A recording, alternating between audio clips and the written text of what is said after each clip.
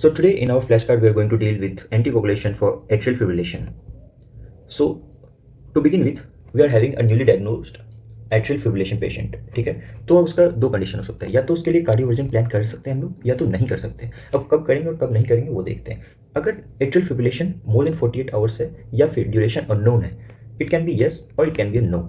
If the AFib duration is unknown, yes, then we will check for unstable atrial fibrillation is present or not. If yes, then do not delay electrical cardioversion but anticoagulate with heparin first or DOAC ASAP. And after that, for more than equal to 4 weeks, oral anticoagulation is required. And if there is no unstable atrial fibrillation, then before preferably anticoagulate for more than 3 weeks with warfarin or DOAC, not heparin. Point to be noted. Here we will anticoagulate for 3 weeks with warfarin and may perform cardioversion earlier if no evidence of LA thrombus on T is seen. फिर आते हैं हम लोग कि if AFib is more then और equal to 48 hours और duration unknown नहीं है, तो डिटरमाइन करना है अपने को रिस्क ऑफ थ्रोम्बोएम्बोलिज्म। अब तीन कैटेगरी है, लो रिस्क, मॉडरेट रिस्क और हाई रिस्क। इस केस में मॉडरेट और हाई रिस्क को एक साथ रखते हैं, लो रिस्क को अलग रखते हैं। If it's a low risk then consider anticoagulation with heparin or DOAC, and long-term anticoagulation is not required, absolutely not required, because it is in low risk group. Then coming to the moderate or high risk group, before administer the anticoagulation with heparin, not warfarin here, it's heparin, not warfarin, or DOAC, and after that go for 4 weeks anticoagulation, oral anticoagulation therapy. And if in the second case, if no cardioversion is planned, तो वहाँ पर देखेंगे कि non वैल्वुलर AFib है या वैल्वुलर AFib है। If non वैल्वुलर AFib है तो डिटरमाइन करना है रिस्क ऑफ थ्रोम्बोएम्बोलिज्म।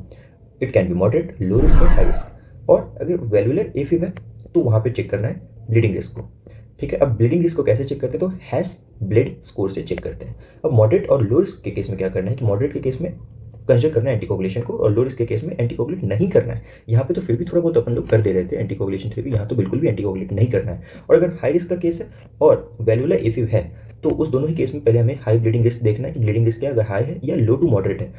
अब हाई अगर होगा तो has bleed score more than 3 होगा, और अगर लो टू मॉडरेट होगा तो 0 to 2 होगा।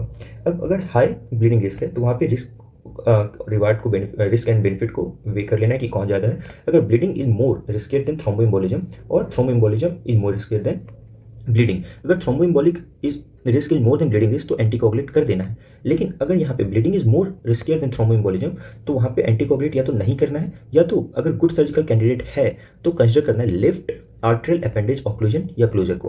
अब आते हैं एंटीकोगुलेट कर रहे हैं अगर low to moderate bleeding risk group को, तो वहाँ पर देखना है कि पेशेंट जो है वो तो already on warfarin with well control INR है, अगर कॉस्ट ऑफ DOC ये कंसर्न है, या फिर EGFR इज लेस देन 30 है। तो इस तीनों केस में क्या करना है कि अगर ये है या नहीं है, if all these 3 conditions are not there तो DOAC चलाना है, डेट इज एपिक्सावेन, एडोक्सावेन, डेबिगेट्रन या रिवारोक्सावेन। और अगर यस इफ ये तीनों है मैटर ऑफ कंसर्न एक पेशेंट के केस में तो वहाँ पे वार्फरिन सिर्फ चलाना है। अब अगर एंटीकोगुलेट कर रहे हैं और patient is in pregnant stage और इफ शी इज प्रेग्नेंट और anticoagulation is given before emergency cardioversion तो वहाँ पे हेपेरिन या फिर लो मॉलिक्यूलर वेट हेपेरिन चलाना है। तो this is it from my side regarding the anticoagulation on atrial fibrillation. अगर आप लोगों को कुछ और चाहिए information then surely the comment section is yours. Have a nice day. Bye bye.